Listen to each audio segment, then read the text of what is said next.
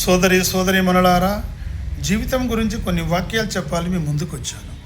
జీవితం అంటే ఒక పోరాటం, జీవితం అంటే ఒక సంఘర్షం, జీవితం అంటే ఒక కాలచక్రం.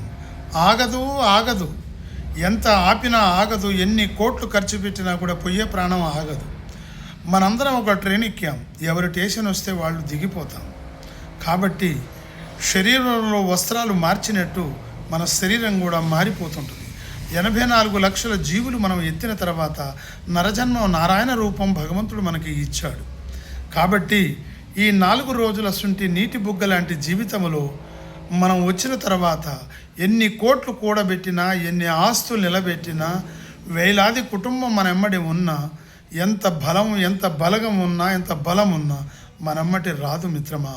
మనం చేసిన క్రియలు, మనం చేసిన మంచితనులే ఈ లోకంలో స్థిరస్థాయిగా ఉండిపోతాయి.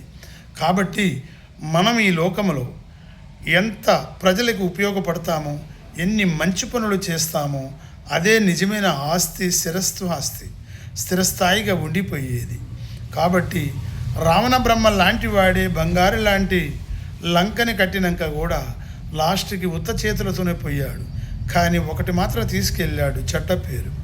కాబట్టి మనం మాత్రం ఏది చేస్తామో అదే మనమ్మటి వస్తుంది, కానీ ఈ ధనధాన్యాలు మనమ్మటి రావు. కాబట్టి మనం నాది అనేది మనం మర్చిపోయి మనది అహంకారం అనేది తొలగించి 10 మందికి మేలు చేస్తూ ఈ జీవితాన్ని గడపాలి. ఎన్ని కోట్లున్నా, పుడుపాత్రలో బతికేవాడైనా, పూటక లేనివాడైనా లాస్ట్కి మరణం అనేది అందరికీ సన్మానమే. కర్మఫలం అనేది అందరికీ సమానమే. కాబట్టి అన్నిటికంటే గొప్పది కర్మఫలం.